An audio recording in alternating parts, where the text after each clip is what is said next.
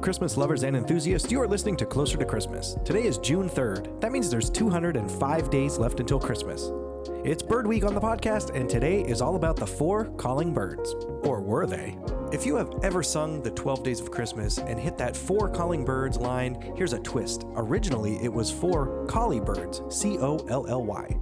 What is a collie bird? It's an Old English term for a blackbird. Like the European blackbird, often covered in coal dust from cities, collie meant sooty or black as coal. Over the years, collie turned into calling.